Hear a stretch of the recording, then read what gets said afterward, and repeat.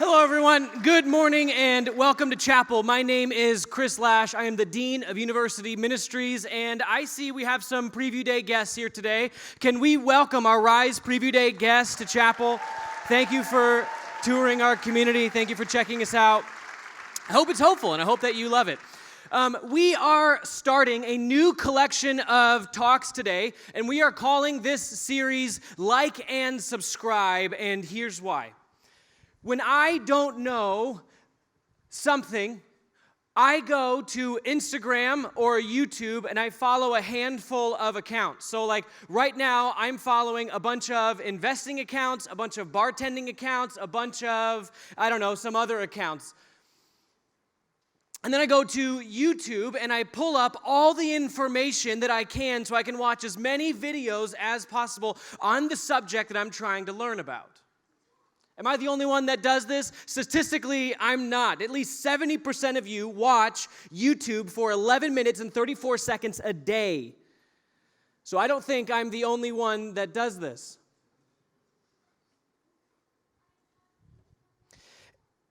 But the issue is the myth of YouTube and influencers is that we can learn anything and everything from them. That if we follow their channel, if we subscribe and share their content, that they can teach us anything. They can teach us how to date, how to steward our money well, how to form good habits. They can teach us about sex and sexuality. And I believe there are a ton of great things to learn from these YouTube channels, from these influencers, from Instagram, from social media in general. There's a ton of great things to learn. But listen, education by subscription isn't education, it's a popularity contest. Because how do you know that what they are actually saying is true and not just what's popular? By the number of subscribers they have? How do you know that it's actually true? But what if we don't need to go searching through clickbait titles and clickbait videos in order to actually get answers to our questions?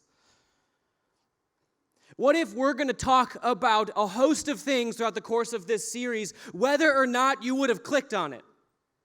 But it's for your good and for your joy that we talk about it.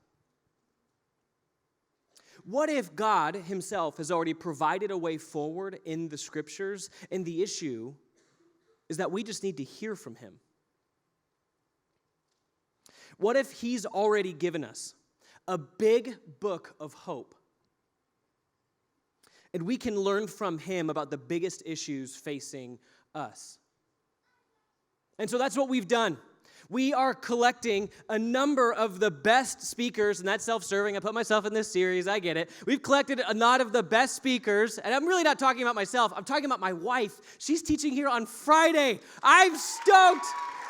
Seriously, her message is better than this one by far. So make sure you come out on Friday. She's talking about dating. So I think she's going to share some weird stories. She hasn't asked my permission, but I'm pretty sure it's in her notes. So there you are. And so I hope you'll stick around for this Like and Subscribe series. It's going to be a lot of fun. But it wasn't until I got married that I realized I had a lot more weird patterns that I didn't know I had before I got married. Do you have any weird patterns? I asked Sari the other day, Saturday, and I said, hey, what are some of these weird habits that I have that when we got married and moved in together, you were like, that is a weird thing? Well, one of them, she just told me, and it was actually got quite hurtful because she started the list and didn't stop, and I was like, okay, stop. I have enough. And she's like, you asked, and I was like, I know, I should have put a limit on you. But she started telling me, and she said, one of the things that you do that I don't really know anybody else does is year-round, no matter if it's the polar vortex or the dead of summer, you have the window open. Because I can't stand to be hot when I sleep. Anyone else sleep with their window open, no matter what? Or their ACs on year-round? Yeah, man, that's me. The other thing she said is you had this weird insistence when we got married that some of the money that we got from the wedding would be used to buy a squatty potty. I was like weirdly insistent. And let me tell you, like total side tangent, it changes your life. It's totally worth it. Totally use it. Anyone else? Thank you. Now you know far too much about James and I. This is good. We're a community. We're connected. This is good. What are some other things that we do? I floss before I brush. I pick my nails. I leave my clothes unfolded on the floor for a very long period of time, which I actually blame on Sarah. And I wish she was here because this is why. She got the closet that's in our master bedroom, and then she goes, oh, that's weird. There's not enough room for your stuff. Where's your stuff going to go? And my stuff is in literally the other room. Like my closet's in the office, and so I don't see it all the time, and so that's why my clothes are here. It's not because I'm lazy or have bad habits. It's because Sarah put me or my clothes in the doghouse. So I have hatred for pants. Like I hate pants. Like, well, you're wearing pants. It's because I have to. I like literally hate wearing pants. I wear shorts other times. Like I'm not, that's not okay. But I love to wear shorts. The first thing I do when I get home is I change into shorts because there's something about like the friction of I don't like it. I hate it. Summer's the best. Winter's the worst for a number of reasons. Mostly because I have to wear pants, I'm convinced. This is a new revelation for me. The next thing is I get on like these weird food kicks. So like for maybe 2 or 3 months straight, I decided to perfect a Turkish coffee and recipe. And you ask, Chris, are you, Turkish or, not Irish? And I would say, no, I'm like 100% Irish and Polish. We don't have Turkish coffee. But I decided for a full summer, I was going to perfect Turkish coffee. And then you know what I haven't done in the last like 6 months? Have my Turkish coffee. I like figured it out and didn't do it. I get on these weird kicks. Are there weird habits or behaviors that you didn't realize until you moved in with your roommates? If you're like, no, ask your roommate, and the answer is most definitely yes. They're writing home to their mom about all the strange things that you do. And they're probably texting. They're not writing. This isn't like the 1800s. So, dear mother, these are all things that I just think, I don't think about. I just kind of do them. They're things that just are automatically ingrained in my behavior. They've become my habit and my routine, and I just kind of do them automatically. Habit scientists estimate 40%. Habit scientists estimate that 40% of our behavior is automatic. 40% of the conscious actions that you think you elect into a day, 40% of that is habit. 40% of that is actually subconscious. Like when it comes to food, if I was to ask you, I read like a weird amount of books, so I just have like some, facts that throw in here at any time, you never know. But like when you make if I was to ask you, how many decisions do you have to make about food per day? You'd probably tell me, well, maybe 8, 9, 10, maybe a little bit more than that. The answer is closer to 117. You make 117 food decisions per day, but most of that is subconscious habit. Nearly half, because some estimate 50% or more, nearly half of all decisions that you make throughout the day is habit. It's just automatic. And so we've shared some of mine, and we know about some of yours. What do we do with that? Turn in your Bibles to John 8, or power on your phone, or whatever you're going to do. I don't have it on the screen. That's kind of on purpose, partly because I forgot, but it's on purpose. So, John 8. We're going to start in John 8.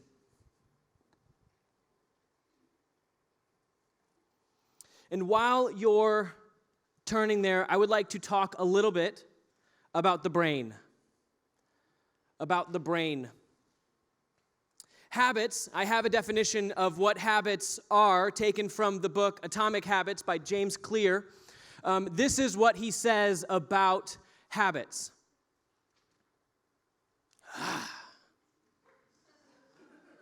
It's okay. I'm like a nightmare to follow. I was literally telling Sinedra before, like, look, just follow me. I'm going to cue it, I swear, until I don't. And then I'm just like, here it is now. And I just surprise it on her like a Pokeball. That's fine. Habits are those automatic things that we do, and they come because they are programmed in our minds. Here it is. A routine or practice performed regularly. You're like, duh, that's what you just said. An automatic response to a specific situation. Do you know why your automatic response is programmed into you? Well, it has to do with the brain. Neuroscientists tell us it's because, and you can put our brain photo up there.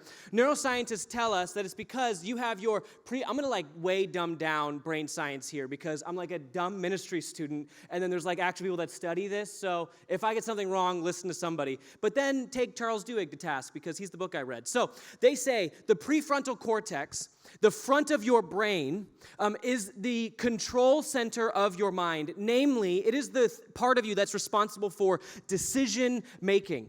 That's why for a lot of you, that's why my mom wouldn't let me get married before the age of 27, because a lot of you make dumb decisions, partly because your prefrontal cortex hasn't quite connected with the rest of your brain, guys. And so it's like a scientific fact. But the issue is you can't claim that when you're getting disciplined because that's not how life works. But this is how the brain works. So you have your prefrontal cortex. That's what you see over there. That's that gray matter on the front part of your brain. And when you start to learn a new habit, your brain has to make all kinds of decisions. And that decision space is absolutely precious for the brain. It's why when you are learning to tie your shoes for the first time, or learning to drive for the first time, or learning to merge onto the expressway for the first time, or learning to play around with a new app, and you're trying to figure out how to optimize your time in the app, you're learning, and it takes mental capacity in order to do that. Eventually, after a certain amount of time, people estimate between 21 and 66 times or days. You've heard the often repeated number. After that amount of time, the brain decides that this is information that we can bundle together into a packet, and we can essentially take that information and put it into deep storage. And that's the red part of your brain. You can essentially take the information that you are trying to learn, and you can pull it down into the deep storage so that when you come the next morning and you have to tie your shoes, your brain doesn't have to think about consciously what it needs to do, but it's just going to recall all this information from deep inside your brain. It's like this. If you are scrolling through Instagram or TikTok, whatever the thing is now, and it takes a while for the videos to load, that's because it's trying to download the content from way outside and drop it into your phone, so it can take a little while. But if you go to your photos and you play a video that you took, there's no loading time. That's because it's pulling it from storage. Your brain wants to try and make as many things as possible deep storage so that you can then free up your decision-making power. So now we go to John 8, and you have it all pulled up for yourself. Some of you guys are like, what the heck is happening? And you new students, I am so sorry.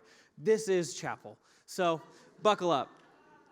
All right, so at this point in Jesus' ministry in John 8, in the beginning of the passage, we see Jesus catching a woman in adultery, and they've dragged her out, and they've said, we want to stone her. What do you want to do? Not like stone, but like killer stone.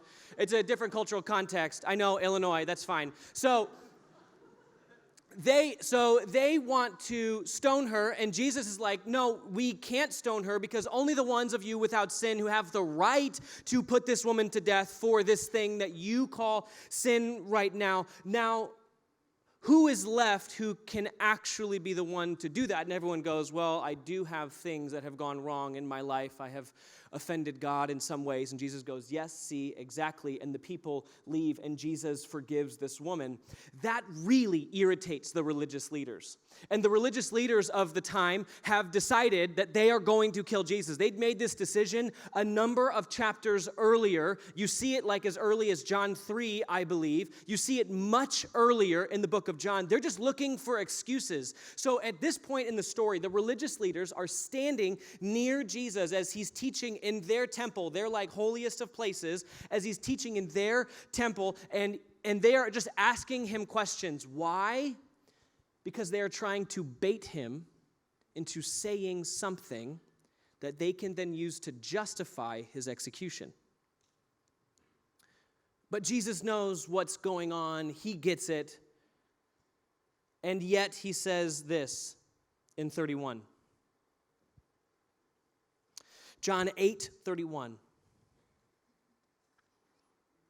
So Jesus said to the Jews who had believed him, he says, if you abide in my word, whose word? Not their word, my word, you are truly my disciples. 32. And you will know the truth, and the truth will set you free. So notice what's happening here. Remember, we just went over some of the context. Jesus says, if you abide in my word, the people that had been their old pastors, their old leaders are like right over there. So needless to say, it's kind of awkward. And he goes, if you abide in my word as opposed to their word, as opposed to all the words that you're telling yourself, if you abide in what I'm saying, you will be a follower of me, not them, and you will what? Know the truth. And the truth will set you free. And so, what's he promising? He's promising truth and freedom. Because the other stories they've been hearing is not truth and freedom. He's promising truth and freedom. If you stay connected to me, you will be, identity language, my disciple. You will be my follower, aka one who follows Jesus. And if you are my disciple, my follower, the one who follows in my footsteps, does what I do, you will know two things, truth and freedom. So the process of following Jesus, I want us to get this. The process of following Jesus is one, an ongoing process. If you abide, this is an ongoing verb in the Greek. And two, it requires connection. This word abide is a strange word. It means to stay connected, join, walk with, to continue. The force here is that walking with Jesus is an ongoing process and it requires connection. And it's not a mistake that later in John 15, Jesus uses this word abide all the time to talk about vines and branches. Vines connected to branches, branches forever connected to vines. And the third thing is that it results in freedom ultimately. Jesus is getting at something crucial here. Your habit of staying with Jesus, your disciplined work of abiding, listen, it determines your future.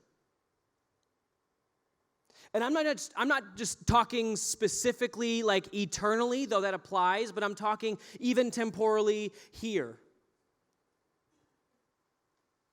Your habit of walking with Jesus determines if you'll know the truth and experience freedom. So here's the point I want us to grasp. Your habits today determine your future tomorrow. Your habits today determine your future tomorrow. I'll say it differently. What you repeat, you reinforce. And what you reinforce, you become. And what you become, you pass on. And then your kids and your grandkids begin to repeat, reinforce. Some of you are the are the product of your parents' habits and behaviors visiting itself on the second and third generation. Do you understand that? For a lot of you, you have gone through some of this process, and for some of you, you are just starting this process of beginning to unpack some of that. What you repeat, you reinforce. What you reinforce, you become. What you become, you pass on. And the very language of Christianity here has everything to do with imitation and habits. How does Jesus call his first disciples? How does he do that? He says to follow me. He goes up to his young guys and he says, follow me, walk in my footsteps. Literally, walk with me. Follow me, learn from me, do what I do. I have a way for you to actually walk. I know you are confused. I know you are anxious. I know you do not know the place that this world is going to have you in, and so I have a way forward for you. Follow me, walk in my way, because I have a way, and it's designed for what? Your joy. Jesus, we don't really buy that. That's a lot of religious mumbo jumbo. Okay, let's see.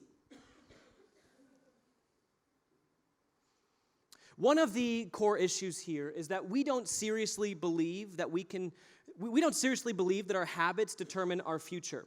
And you're like, you can mentally assent maybe to what I'm saying, but at the same time, we have a whole ton of bad habits that we've just stockpiled over a period of time, which means we probably don't really believe our habits form our future. Otherwise, we'd do something about it. Oh, I'll be better at this when I'm a senior.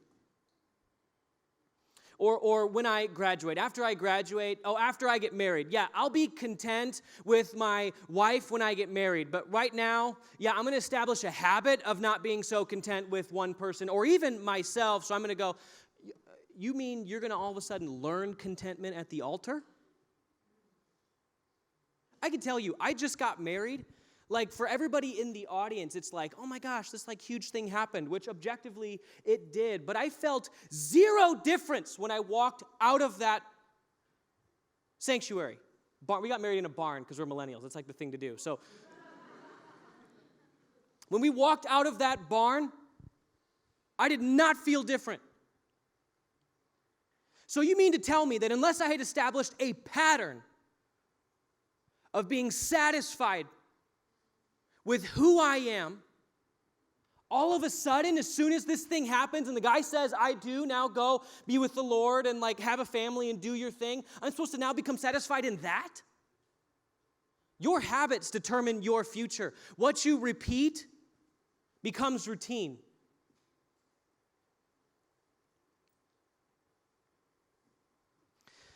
Listen, honestly, Judson, if you do not seriously look at your habits, and you think someday you're going to change into the man or woman that you most aspire to be, lovingly, you're delusional.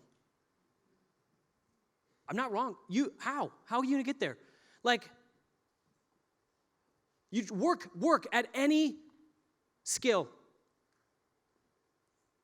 Or my athletes know this. If you're in architecture, you know this. Theater, you know this. You know this in your professional areas of your life. You need to work hard. You need to establish habits. You need to do these things. You need to go to the gym. You need to do your practices with as much energy that you want to have on the court or on the field. But all of a sudden, when it comes to the moral parts of our lives, then we're like, yeah, no, I'll become that.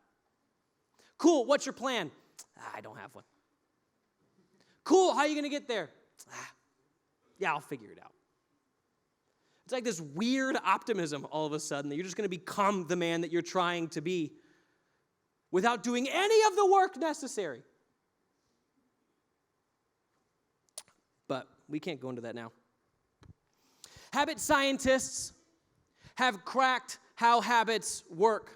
Habit scientists have cracked how habits work. The goal is to help us figure out how to break bad habits and start good habits. And they say all habits follow a 3-step pattern. And if you paid attention to the last chapel I taught at when we talked about technology, you're going to notice some of the same language. So they say it starts with a cue. A cue is something that triggers your brain for which routine to use. The cue is like your brain going through the Rolodex, picking out, oh yeah, this is our workout playlist, and putting it there. And then you start your routine. And the routine is the physical, mental, emotional, whatever habit, emotional behavior that follows the cue. And then you get some kind of a reward, a positive stimulus that tells your brain the routine works well. So your phone works very much like this. We talked about this in October or November.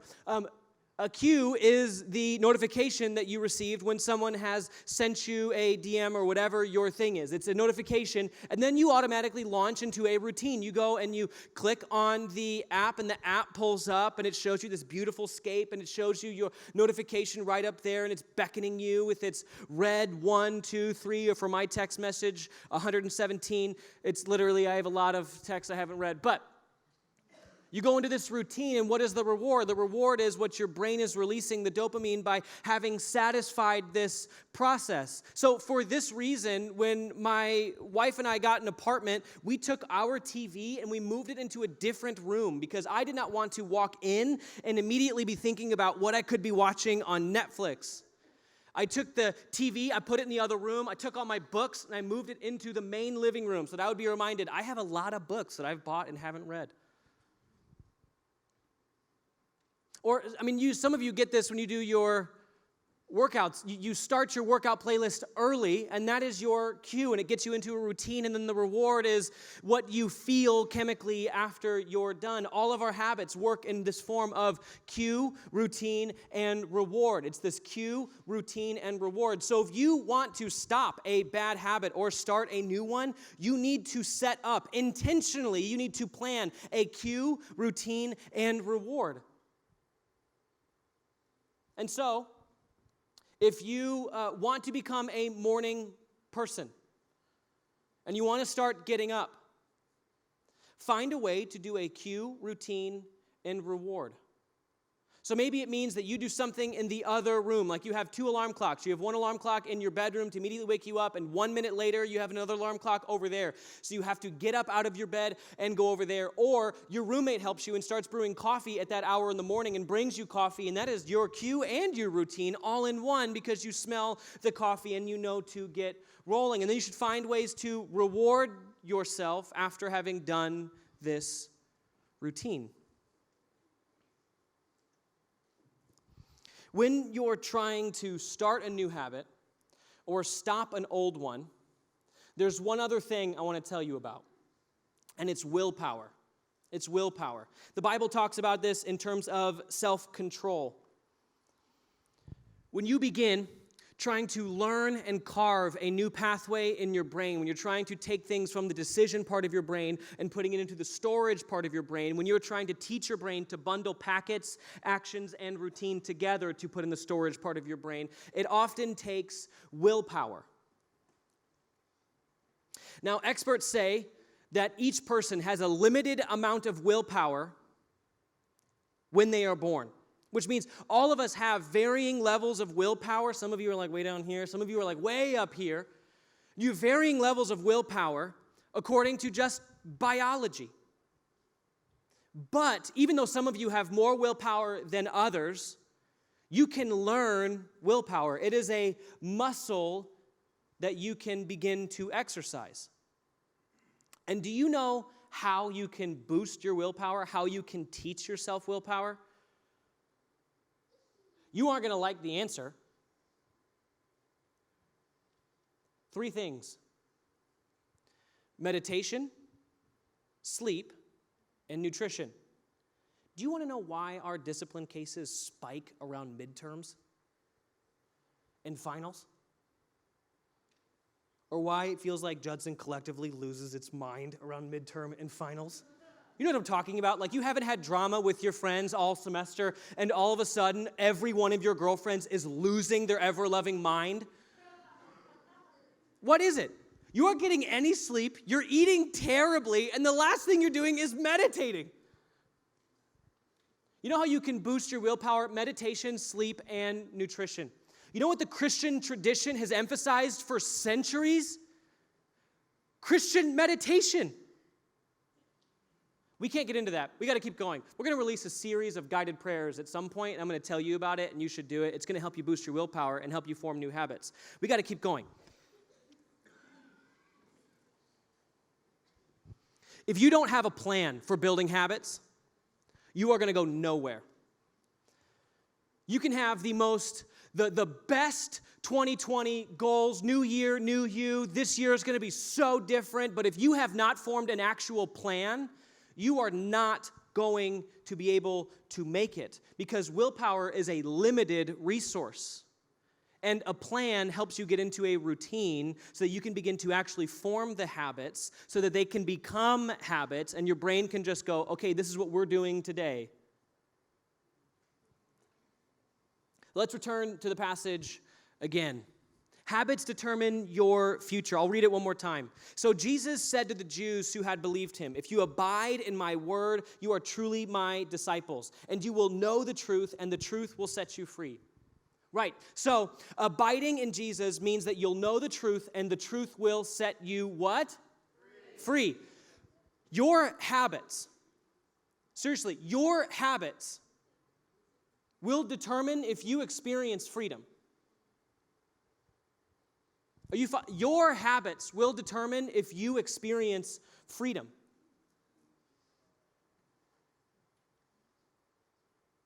We often look at Jesus and we're like, okay, he's doing some mystical mumbo jumbo, and the people that we follow on YouTube or whatnot, they're going to really teach us what it means to be free. But Jesus in this passage, the one who has 2.4 billion followers, who have really and truly experienced freedom, who have made it a habit to follow this Jesus. Like maybe Jesus actually knows a couple things about freedom that we don't know. And even though some of the things that he asks us to do, like spending time in the Word, like worshiping together as a community, maybe that seems silly to us at first. Like, who really needs that? I can be like my own iron will and I will follow my way into freedom. But Jesus is going, no, I have found the way for you.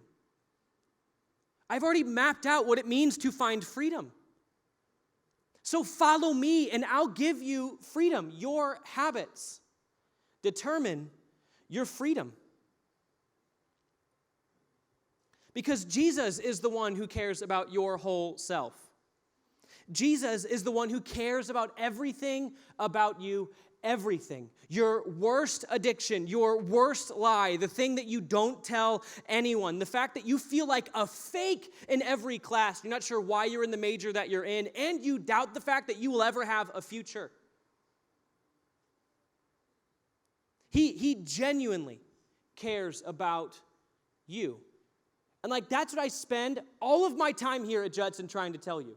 That's what your professors are trying to tell you. That's what the people around you are trying to tell you. He actually cares about you. He cares about the habits that you have. He cares about leading you into freedom. Your habit of self-sabotage and burning every relationship that comes close to you to the ground, he cares about that. He cares about your drug addiction, your binge drinking, your social anxiety, your anxiety as a whole. He cares about your habit of lying to yourself like you're never going to make it, you're never going to be able to be as good as. He cares about that. Or the habit of appearing like everything is fine when your life is objectively a dumpster fire. He cares about that. You know how he begins to address it? He tells you who you are. You are a disciple. And then he says, since you are a disciple already, and you haven't even followed him, he says that you are a disciple, and he says, now follow me. Now begin following me. Begin following and walking in my ways. But this doesn't make any sense, Jesus. Begin following me. But I don't know what you're talking about. Begin following me. But I don't know how you want me to do that. Begin following me, and you will begin to learn. You are going to begin to bundle a package of information, put it in the storage place of your mind. And when you begin to doubt the routine again of following me, you can pull out those promises, those things that I've told you for a number of years and times, and you can look at them and remind yourself that I am actually good even in the midst of doubt. So I'll end with this.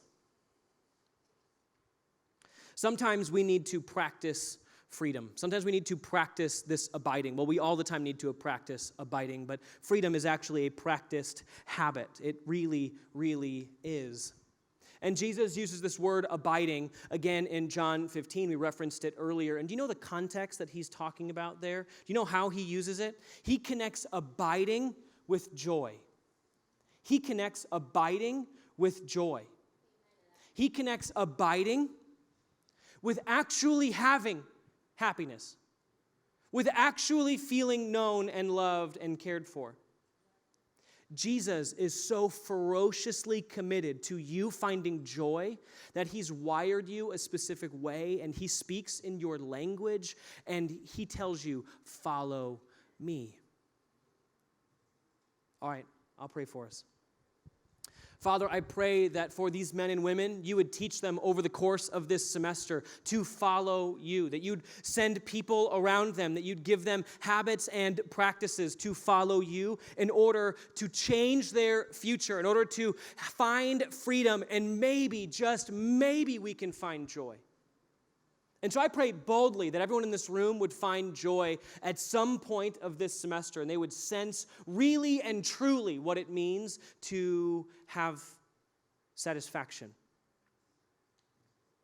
We love you. It's in Christ and we pray. Amen. I love you all. Have a good day.